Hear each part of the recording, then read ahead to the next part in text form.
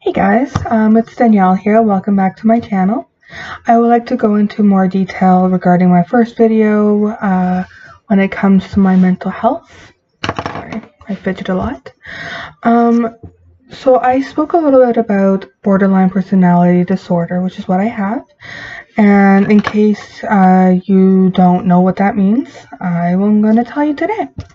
Borderline personality disorder is a mental health disorder, clearly, that impacts the way you think and feel about yourself and others, causing problems functioning in everyday life. It includes a pattern of unstable, intense relationships, distorted self-image, extreme emotions, and impulsiveness, which I agree that I have. I was diagnosed this type of disorder about 4.5 years ago. Like, I have exactly what the definition says. I have very low self-esteem. I do, like, when I feel an emotion, I feel it very intensely. Like, when I'm up, I'm super bubbly and I'm super excited. And when I'm down or angry, I am like Blondzilla, like I'm or Godzilla, whatever you call it. And actually, here's a funny little fact. My boyfriend calls the mean side of me karma, because, you know, the saying, karma is a bitch. So yeah, living with borderline personality disorder is definitely a huge struggle for me. I'm very impulsive with my actions as well, including, actually, the main thing I'm very impulsive with is money. I tend to overspend a lot. I struggle with budgeting. I struggle with keeping my bills in order. I struggle with a lot of things. And a big thing about BPD, borderline personality disorder, it's always been a struggle, like I said, and what I'm trying to do and how to deal with it is to keep learning on how to be more positive, on healthy coping skills, and try to stay away from what triggers you. Like, for me, when I get into a heated argument, sorry, I don't know why I'm playing with the pen. When I get into a heated argument, like with, for example, the boyfriend today, his phone broke, and he's always like whining about saving money and whatever, which is a good thing. Don't get me wrong.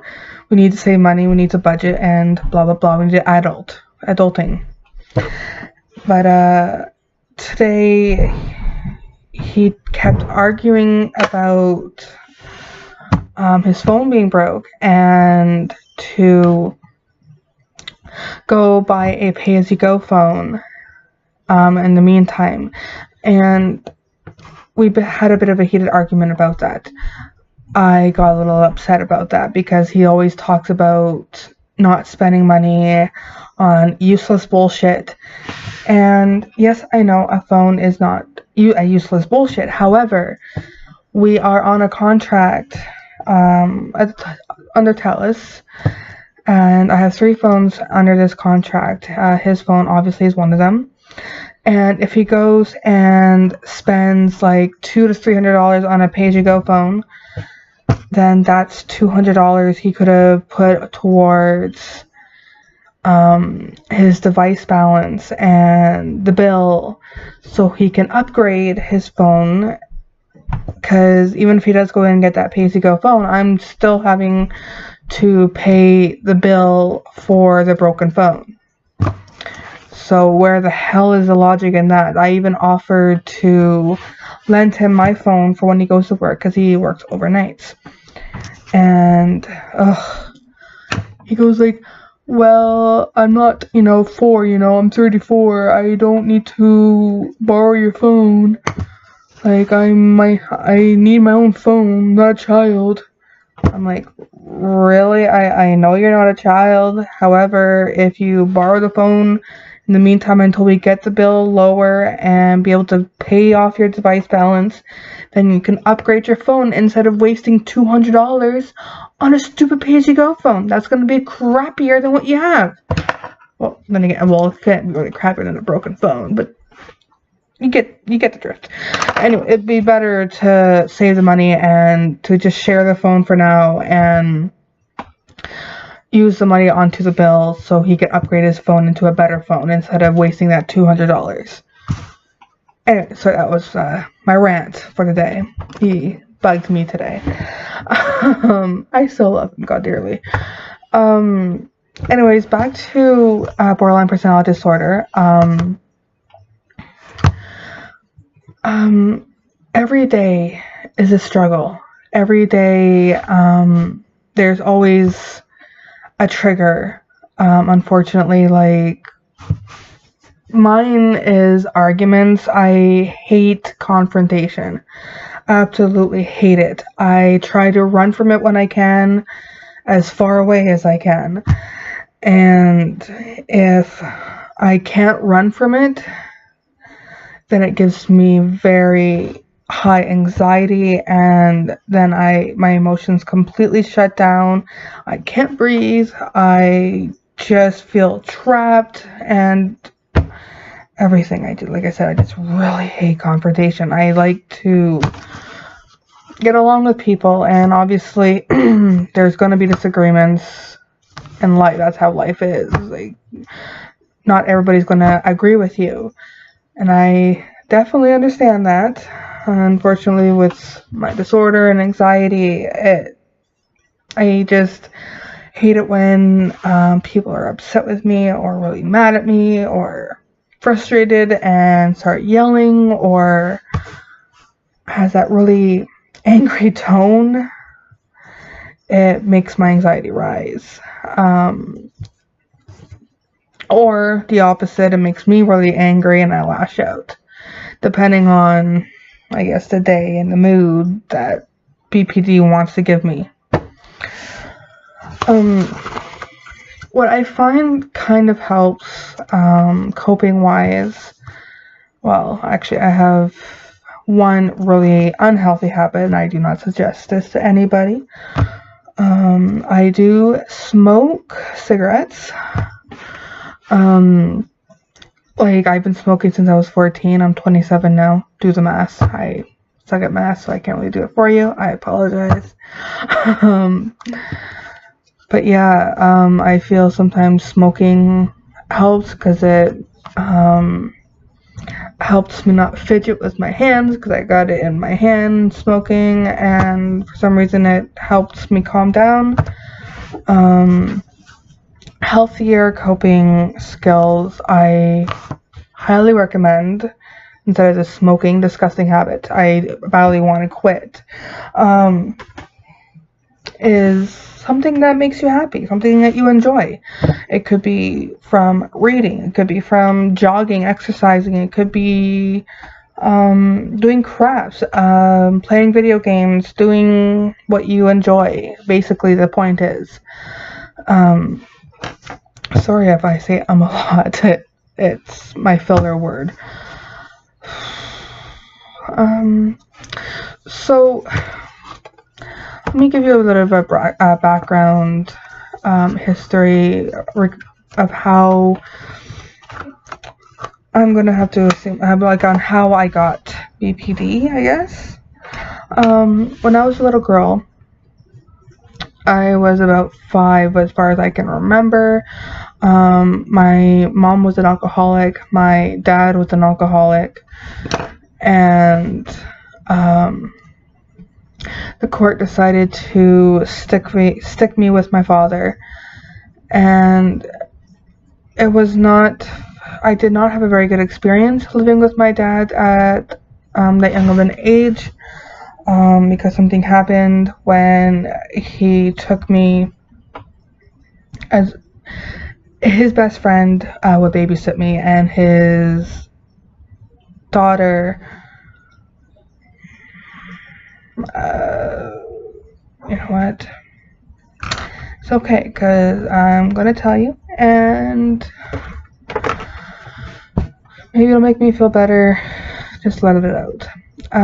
So I was 5, and for a month straight, when my dad's best friend would babysit me, his daughter would do things to me inappropriately. I'm not going to go into great detail because it's a bit of a trigger for me.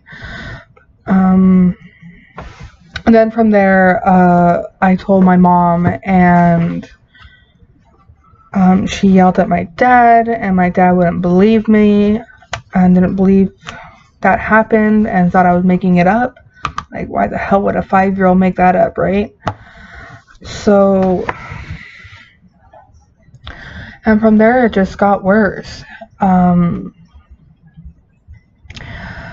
dad and my mom would always fight, and once I turned 7, he pulled me out of school and shipped me off to my grandmother's from when I was 7 up until I was 13. And during those years, I only got to see my mom once a year because my grandma would always try to keep me away from her and kept stating lies about her, try to fill my head with a lot of hate, which wasn't fair to me or my mom. And for 7 years, I had to live like that in the middle of nowhere, in isolation, and it was horrible. I don't wish that on my worst enemy. But once I turned 13, my mom finally got custody of me, and I was so happy. And from there, it was a roller coaster, obviously, because when you're a teenager, you have all of these emotions, hormones making you crazy, and everything. I obviously did what teenagers do. I rebelled a lot. I ran away and tried to chase boys and alcohol and drugs. Did the whole works like a adolescent would do. And from there, though, once I turned 18, my mom and I moved from, this is Sassy, my cat.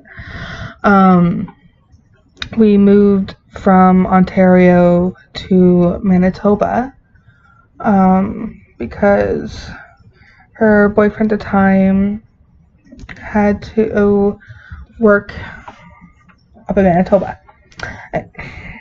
Sassy, get your butt out of my face. So we did that, and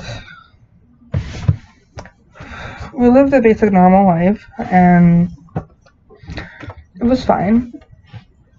My mom then, hey, don't do that. Bad kitty. Sorry. Where was I?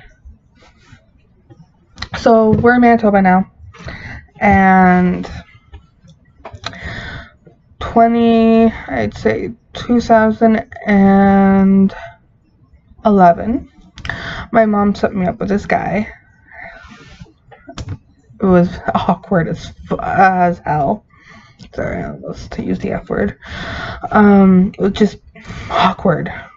This is the relevant word, operative word. And but after a few dates, we got along and basically had a relationship. And a year later, I had my son, Matthew. Beautiful baby boy, born January 8th, 2013. And after he was born, it was hard. I unfortunately had severe postpartum depression. I couldn't, what do you call that word? Bond. I couldn't bond properly with him. I was very, very depressed, and I didn't understand why, because I made this precious bundle of joy and I wasn't happy about it. I had bad thoughts. I wanted to hurt myself. Luckily, I never hurt him. I gave him to my mom before that happened because I recognized how I was feeling and I knew it wasn't right. And I didn't want my son to get hurt with neglect or abuse. If I one day snapped, I don't know. I wasn't sure, and I wanted to be safe. I wanted him to be safe. Like, even though how down I felt, I still loved him. He's my child. I love him to death, even when I was down that low. And my mom luckily was a godsend and took care of him until I got more control of my emotions and control of my mental health. And it took a very long time. It didn't just take weeks, it didn't take months, and unfortunately took years. And as of right now, we finally, me and the father are actually split up, and we have 50-50 custody of this precious boy. And we're genuinely happy. And I don't have any tips on how to be a perfect parent because nobody's perfect. I think that's a part of a trigger for me as well, is thinking about when I gave him up. I missed a lot of time during his baby years, and I don't think I ever forgave myself for that. And it is what it is. Like I said, I never forgave myself for that. I wished I was there for him more. However, I do recognize and I realize that what I did at that moment 4 years ago was the right thing. I don't know, 5 years ago now because he's 6. Because I was in a bad state of mind. So if I were to, he would have been the one suffering if I didn't do what I did. I do know that. I just still feel guilty and wish I was there for him, knowing when I'm now in a better state of mind. But I have made up a little bit of and am there for him. Have been there for him for the past few years. 2 years, actually, to be exact. I know it makes me sound shitty. I'm sorry. Anyways, I didn't know this video was going to take this long. I apologize. I ramble a lot. The point of this video is to get to know me a bit more better, know more about my mental health, about my disorder. So, if you have any questions, please comment below. Give this video a thumbs up if you liked what you heard, or even a thumbs down if you don't like what you heard. I'm okay with that. I like constructive criticism, so whatever you got, throw at me. Sticks and stones, so they don't hurt me anymore. And if you want to see more videos, I'm going to try to do a lot more videos. Try to be consistent with this. So if you like more videos, please subscribe to my channel and press that bell That way you can always be, that way you always know when a video has come up. Oh my gosh, it has already been 20 minutes. I apologize for being a ramble, basically a TV show. That's how long this is. I apologize. Anyways, I hope you enjoyed my rambles and hope you guys have a great night, great January 9th. And yeah, bye.